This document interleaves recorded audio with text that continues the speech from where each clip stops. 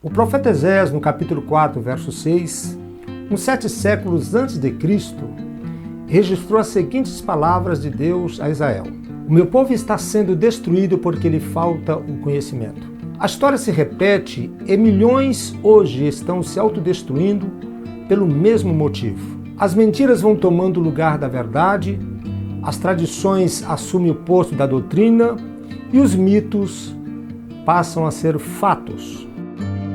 A Bíblia é feita de fatos e de promessas que um dia também serão fatos consumados. Para nós, a Bíblia não apenas contém a palavra de Deus, como ensinam os modernistas, mas é a palavra de Deus. Dentro do nosso propósito de separar os fatos dos mitos, no que diz respeito ao Natal de Jesus, o primeiro exemplo está em Lucas 2,14. "Glória a Deus nas alturas do céu e paz na terra para as pessoas a quem Ele quer bem." Deus mesmo toma a iniciativa.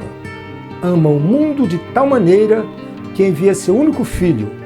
Ele prova o seu amor para conosco em que Cristo morreu por nós, sendo nós ainda pecadores.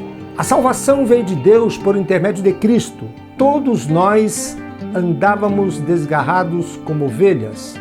Foi Ele quem nos fez dele e dele somos. Sabei que o Senhor é Deus, foi Ele quem nos fez e somos dele. Somos o seu povo e ovelhas do seu pasto. Salmo 100, verso 3. Este é um dos maiores fatos relacionados com o Natal de Jesus, a boa vontade de Deus para conosco. Todavia, muitos discordam de Deus e da Bíblia e mudam a verdade divina em mentira, ao citarem o referido texto como sendo glória a Deus nas alturas, paz na terra aos homens de boa vontade. E não existe tal versículo. E ainda que existisse, não encontraria ele respaldo escriturístico. Os homens nunca tiveram boa vontade para com Deus. A redenção é obra exclusiva de Deus em Cristo. O fato do véu do templo rasgar-se de alto a baixo naquela trágica tarde de sexta-feira mostra de onde vem a salvação, de cima de Deus. O segundo exemplo é este: tendo, pois, nascido Jesus em Belém da Judéia, no tempo do rei Herodes, eis que vieram do Oriente a Jerusalém uns magos que perguntavam. Mateus 2, verso 1. Esta é a verdade, uns magos. Ninguém até hoje conseguiu provar a historicidade dos 3 ex-magos. A Bíblia não diz quantos eram, nem os apresenta como reis. E é imprudente tirar conclusões apressadas, baseando-se apenas nos presentes ofertados ao menino Jesus. Talvez fossem eles conselheiros reais na Babilônia, pessoas ilustres, pois como tais foram recebidos em Jerusalém. Mas não se pode afirmar que eram reis, nem que eram 3. Se fossem apenas 3, como poderiam eles atravessar milhares de quilômetros, às vezes por desertos infestados de bandidos? É fato histórico que uns magos, vindos do Oriente, seguiram a estrela e visitaram o menino Jesus. Mas não passa de mito, tudo mais que não se pode provar pela Bíblia ou pela história. O terceiro exemplo está em Mateus 2, verso 11. E entrando na casa, viram o menino com Maria, sua mãe, e prostrando-se o adoraram.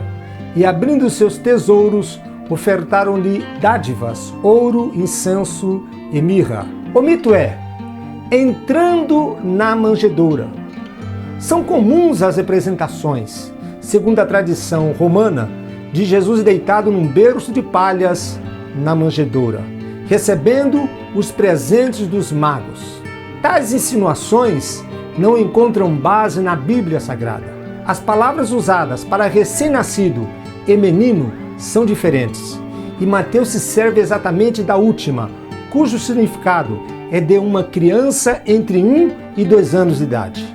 É o que se infere do fato Herodes mandar matar todos os meninos de Belém e de todos os seus arredores, de 2 anos para baixo, conforme o tempo do qual, com precisão, se informara dos magos.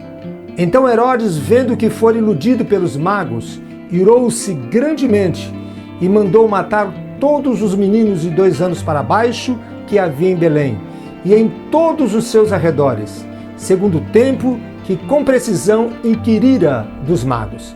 Mateus 2, verso 16. Felizmente, mediante os recursos fornecidos pelos magos, José e Maria, avisados por divina revelação, fugiram para o Egito, levando Jesus, para que se cumprisse Oséias 11, verso 1. Quando Israel era menino, eu o amei, e do Egito chamei a meu filho. Finalmente, o 4º exemplo. Quem crê no Filho tem a vida eterna, mas aquele que rejeita o Filho não verá a vida. Pelo contrário, a ira de Deus permanece sobre ele. João 3, verso 36. Este é um fato. Somente possui a vida eterna quem crer em Jesus, conforme as Escrituras. É mito acreditar numa salvação automática e incondicional, sem participação da nossa parte. O Natal de Cristo nos coloca numa encruzilhada. Ou entramos pelo caminho da verdade, aceitando a palavra de Deus como ela é, crendo e confiando no Filho de Deus, seu nascimento sobrenatural, seu ministério, morte redentora e ressurreição como condição para a posse da salvação, ou permaneceremos no mito, tendo a ira de Deus pairando sobre a nossa cabeça. De nada valem, portanto, os banquetes, as trocas de felicitações, a filantropia interesseira, o comparecimento aos templos religiosos, árvores natalinas, presépios, programas especiais e outras coisas que não passam de tradições humanas. Mas a palavra de Deus, como verdade cristalina, apresenta um fato glorioso na vida de milhões de pessoas em todo o mundo. Mas a todos que o receberam, aos que creem nele, ele deu o direito de se tornarem filhos de Deus. João 1, verso 12. E para que essa mensagem possa alcançar mais pessoas, deixe o seu like e compartilhe em suas redes sociais. Não deixe também de verificar se está inscrito no canal e ative o sino de notificações. Deus te abençoe em Cristo Jesus.